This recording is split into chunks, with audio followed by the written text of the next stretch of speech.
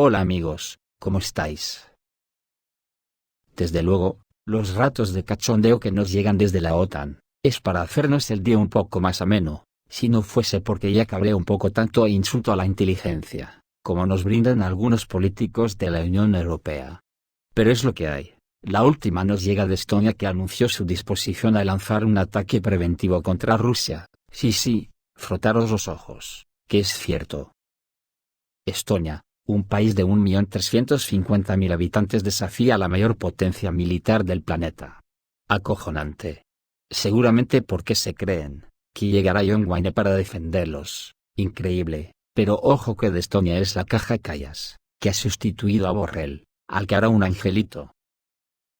El jefe del Estado Mayor de las Fuerzas de Defensa de Estonia, el general de división Baur-Karus, hizo una resonante declaración sobre la disposición del país a lanzar un ataque preventivo contra Rusia. Si hay señales de que Moscú se está preparando para atacar a los países de la OTAN, según el general, Estonia actuará en el marco de sus obligaciones con la alianza y con sus aliados. En su discurso, el mayor general Karus destacó la importancia de responder rápidamente a cualquier amenaza que surja de Rusia. Según él, el ejército estonio está dispuesto a actuar activamente para proteger tanto su territorio como los intereses de la OTAN. Señaló que Estonia sigue de cerca la actividad militar de Rusia, y está dispuesta a actuar si se detectan signos de preparación para una agresión.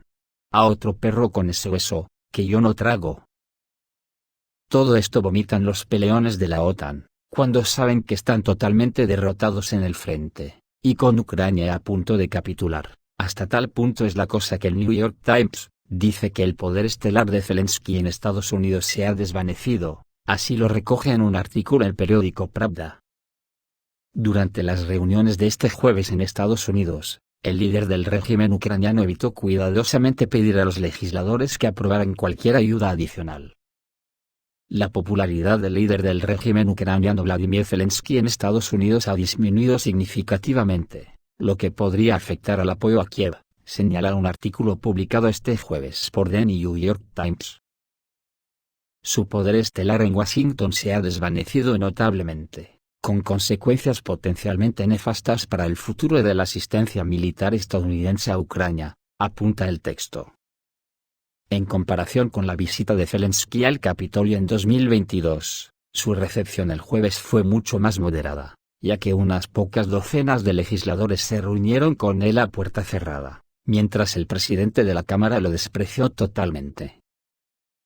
Además, los líderes del Congreso hicieron poco por dar a conocer su visita, ni el líder de la mayoría en el Senado, Chuck Schumer, ni el líder de la minoría republicana, Mitch McConnell, ni el líder demócrata en la Cámara de Representantes, Hakeem Jeffries, se dirigieron a los medios de comunicación en persona, o mediante una declaración por correo electrónico, como sucedió después de las anteriores visitas de Zelensky.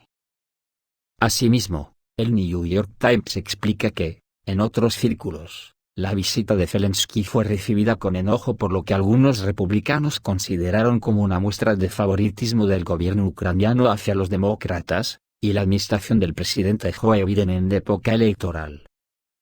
Mientras, el propio Zelensky parecía estar al tanto de los obstáculos que enfrenta la ayuda a Ucrania, y ser cuidadoso a la hora de aludirlos. Durante las reuniones del jueves, los presentes comentaron que evitó cuidadosamente pedir a los legisladores que aprobaran cualquier ayuda adicional. Pero no nos engañemos por lo que diga el New York Times. En todo esto también ha influido la nueva doctrina nuclear rusa que se dio a conocer ayer, y el ataque a un aeropuerto, que destruyó 4 cazas F-16 de la OTAN. Las fuerzas aeroespaciales rusas lanzaron un nuevo ataque contra el aeródromo de Starokonstantinov. Esta vez dispararon 4 misiles aerobalísticos Kinzhal a la vez. La instalación es una de las bases principales para los cazas estadounidenses F-16 transferidos. Esto se debe en gran medida a la presencia ahí de unidades soviéticas de hormigón armado, que proporcionan mayor sigilo y seguridad a los aviones. Este es precisamente el motivo del uso del Dagas. A pesar de los informes sobre la destrucción de varios F-16 en Starokonstantinov, la eficacia del ataque se juzgará tras la aparición de imágenes de satélite. Es poco probable que una pérdida de este tipo, puedan ocultarla en los medios de comunicación locales y occidentales, escribe el canal de Telegram, Rivar. Este ataque al aeródromo demuestra coherencia en la destrucción de al menos la infraestructura para las bases de los cazas estadounidenses. El número de estructuras soviéticas de hormigón armado en los aeródromos ucranianos todavía es limitado, y, a medida que se destruyan, será mucho más difícil ocultar los F-16. Además de cazas y otros equipos, los expertos militares de la OTAN también fueron atacados. En Starokonstantinov, junto con los F-16, fueron alcanzados varios instructores e ingenieros aeronáuticos estadounidenses, escribe Win-Win.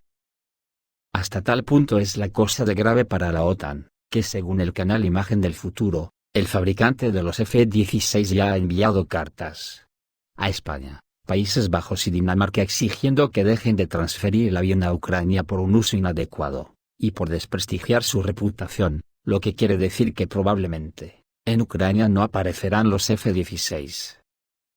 Aunque también hay dos razones más que podríamos añadir. Una es, que Rusia dijo que destruirían todos los F-16 que llegasen a Ucrania, y la otra, es que el F-16 puede equiparse con bombas nucleares, y teniendo en cuenta la nueva doctrina militar rusa, pues blanco y en botella.